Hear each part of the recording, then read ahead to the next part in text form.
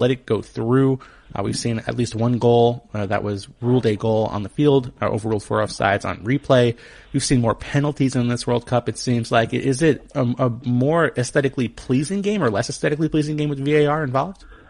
Yeah, it's a good question. I think you're right that there are a number of what I'd call second order effects that haven't been considered or particularly gamed out. And the South Korea example is a really good one where we haven't really thought about exactly how it impacts the flow of the game when you stop a counterattack, when you take a long time to go to replay. We haven't really thought of how the fact that close offsides are not going to get called on the field and will only be overturned by replay is going to impact the way the game technically works, right? Like, how long are you going to wait until you go back and overturn that call? If there's a counterattack going the other way, if there's a corner kick, do we go back beyond those things? That said, at least at the World Cup, the way they're calling it, they are calling it in a way to mitigate those second-order conditions by just not going to it unless there's a really high degree of probability that the call is going to be overturned. That's not in the rules. That's just sort of how they're choosing to implement it. So I think long-term, all of these concerns are really live. But for the time being, I don't think they've had a tremendous impact on this particular World Cup yet, which probably just means they'll affect England in a really important moment in the quarterfinals. As they lose to it. Well, Poland, I guess, will be around in 16, but we'll see. Obviously, still more to come with VAR over the rest of the tournament. So we got VAR covered. Let's get to the teams in the tournament. But first, wanted to talk about our partners at SeatGeek. Of course, if you're a listener to the Bill Barnwell Show, if you listen to any podcast, really, but especially the Bill Barnwell Show, you know how important SeatGeek is. When I go somewhere, if I want to buy tickets to a game, I don't try and play on some connections. I don't call in any favors. I go to SeatGeek. I buy tickets just like any other civilian. And I get a good deal. I get great seats. And I know that I'm getting a ticket that's going to show up reliably on my phone within a matter of moments because SeatGeek is a reliable source of reliable tickets. If I'm saying reliable a lot, that's the word I want you to think of. Reliable when it comes to SeatGeek. You just have to go on your phone, go to SeatGeek.com, go to the event you want to go see, whether it's baseball, basketball, football, hockey, soccer, MMA, boxing, concerts, plays. I can't think of anything else that requires tickets, but unless it's your bingo game, it's going to involve tickets. SeatGeek's going to have tickets to that event. And even better, you're going to get those tickets rated with the deal score technology. It's proprietary. There was an incredibly intense algorithm is the word I was thinking of. You're going to get ratings, so you know you're getting a good deal. You're not going to get some mediocre tickets and pay a ton of money for them. SeatGeek doesn't want that to happen. They want you to get the best seats at a great price. And even better, right now, you can go on SeatGeek and get $20 off your first purchase. And do that, just go to the SeatGeek app, find the tickets you want to buy, and then enter in my promo code at checkout, which is Barnwell, Barnwell, Barnwell, my last name.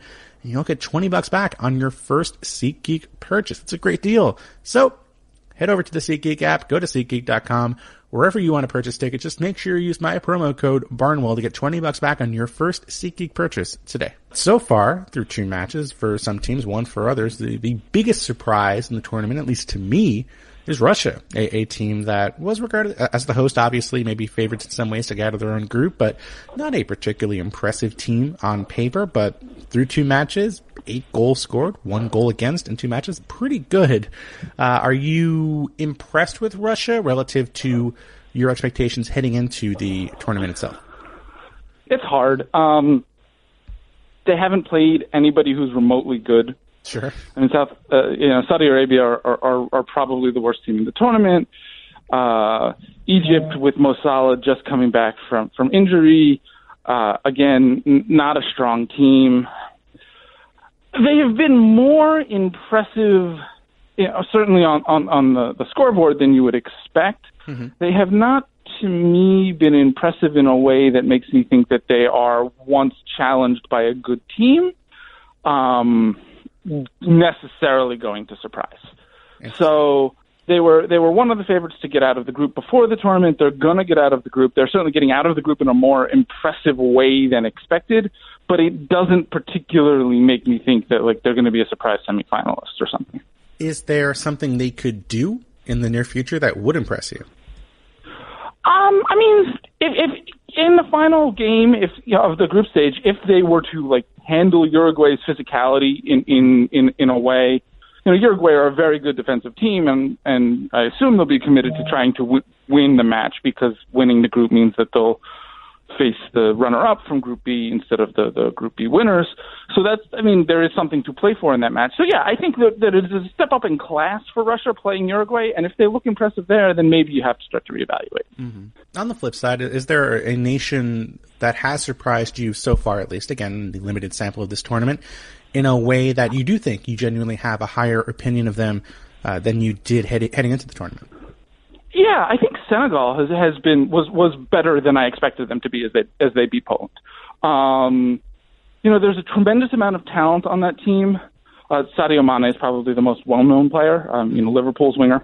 But they had a tendency to play Mane centrally, which can work, but he had sort of become a second striker for them often instead of doing the linking up play that they needed.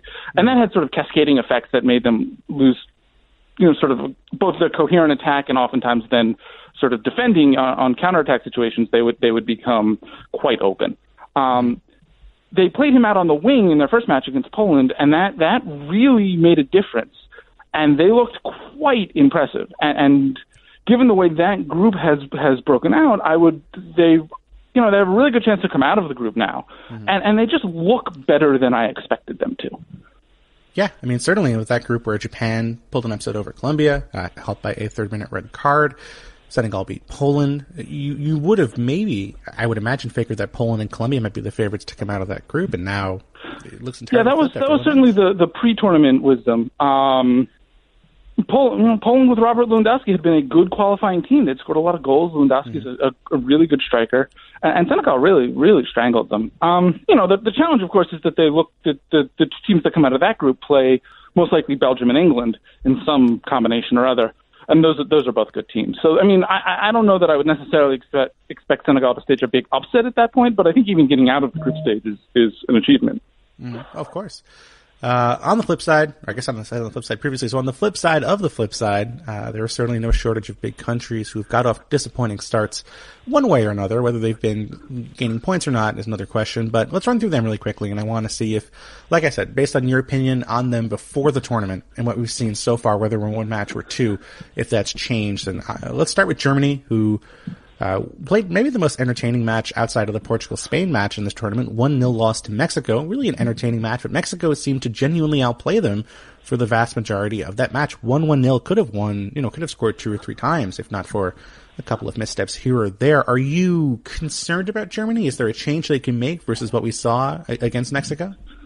Yeah, the really concerning thing for Germany is even more than the result, because sometimes weird results happen, that Mexico exploited a weakness that coming into the tournament you would have said, okay, if there's any weakness for Germany, it's having no real defensive midfielders. And that's exactly what Mexico used to sort of pry them apart repeatedly. Germany have options to fix that problem. They have a number of very good players. None of them are particularly defensive midfielders. So what it looks like they're going to do for their second match is start Ilkay Gundogan in there instead of Sami Khedira alongside Toni Kroos. That is a change that doesn't necessarily fix the problem, and while they may get away with it because they're playing Sweden, it is something to watch for, and it is something that definitely raises alarm bells. It's not a situation where you say, okay, Germany can just do the things that they usually do and they'll be fine. It's a problem that they have to solve. Whether Gundogan does that, whether they need to go to somebody like Sebastian Rudy, who's actually a defensive midfielder, whether they need to do something more radical and change formations, or move Joshua Kimmich from right back inside. They have options to fix the problem, but there's definitely a problem that needs fixing. Do you think they should consider changing their shape? I think I would not, but it is a viable option. And the problem is now you're balancing making real radical changes to what you do and how you play versus, more conservative but perhaps ill-fitting solutions. And there's no good answer to that question. I think I would prefer just playing a slightly worse player like Sebastian Rudy who fits into the system that you do. But, it's sort of indicative of the the fact that there's a real problem here, that you're sort of grasping for these more esoteric, sort of less normal solutions to the problem. What was their formation by the end of the match against Mexico? 4-1, lots of attackers. Do you think and I think that sort of made sense given the situation, and they kind of got away with it. But that's not like a viable solution when you're not chasing a game, right? Like, they have tons of attackers they can throw on the field, and they could have scored a goal and got a draw out of that match. They ended up not. But, the problem that they need to resolve is exactly the thing that led, right? They moved away. They just went way more attacking. And I guess, they could try to just play super open, but that's not what they do either. I mean, they like to play a very controlled, possession-oriented game most of the time. Mm-hmm. Makes sense. Brazil drew 1-1 with Switzerland. Neymar was fouled, I believe, 1,000 times in that match and currently has an ankle injury that forced him out of practice a couple of days ago. Are you concerned about Brazil with or without Neymar being fit in the starting 11? So they have announced that Neymar is going to start their next match. I am concerned that the very specific situation of Brazil starting Neymar, who is not 100%, is the way this tournament goes wrong for Brazil. Mm-hmm. They are a very strong and coherent team that is built around Neymar. They could also be a strong and coherent team without Neymar in the lineup. But if you're playing him, he's going to see a lot of the ball. And if he sees a lot of the ball and isn't 100%, that's the way Brazil breaks down. So maybe Neymar's fine. Maybe, he's coming back from injury. Maybe he's playing himself back into shape. Brazil are still likely to win their group. They have a little bit of wiggle room. If Neymar's not 100%, I would be concerned about them. But if Neymar is just sort of playing his way back to health, I think Brazil will be fine. If you were going to sit him for a match and rest him and rest that ankle, would it be the match against Costa Rica as opposed to the match against Serbia, though? I think there's equal arguments for both. Mm-hmm. Serbia is the better team. Costa Rica is the team that is more likely to injure Neymar.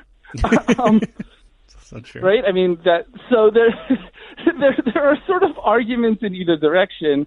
But there are, I think Brazil just sort of, you want to lock in making sure you advance. So if Neymar is okay to go, I certainly understand playing him in this match. Mm-hmm. There's still 85% to qualify, 55% to win the group per 538, so still in pretty good shape, but certainly not the most impressive performance against Switzerland. What about Spain? And I feel weird saying this because Spain has 4 points. They're in good shape, but they drew 3-3 with Portugal, blew a lead, obviously to that late Cristiano Ronaldo free kick, and then against Iran, I don't know that they were the better team, even though they won 1-0. So, is there something missing with Spain for you right now? I think that Iran were put in a very good defensive performance, but yes, Spain were not as dynamic as you would have wanted them to be. Spain are going to play the way they always play. They're going to put tons of central midfielders out there. They're going to try to possess the ball a lot. If they have a lead, they are not necessarily going to try to grow that lead. I think it can often be a misconception that a team that wants to have a lot of the ball is very attacking. Mm-hmm. And Spain, throughout their sort of run for the last 15 years, have not been that. They are perfectly happy to take a 1-0 lead and then try to kill the game off by passing the ball around. It didn't work all that well against Iran, and Iran are a strong defensive team who have one good counterattacking player, and I think they probably got more, attacking chances against Spain than we should all be comfortable with. Mm-hmm. But at the same time, this is what Spain do. And so I'm not worried about them per se, but I do think that if you're trying to identify small margins deep in the tournament, could they get upset by a slightly worse team in the quarterfinals? Maybe you look at a team like Germany or Portugal if they face each other in the finals or whatever, and you say, hey, look, these other good teams, do you see something that might give them an edge? I think the answer there might be maybe. But I'm not particularly concerned about sort of Spain's immediate future in the tournament. I see. So I mentioned that Ronaldo free kick goal, of course, a hat trick in the first match against Spain, scored the winner.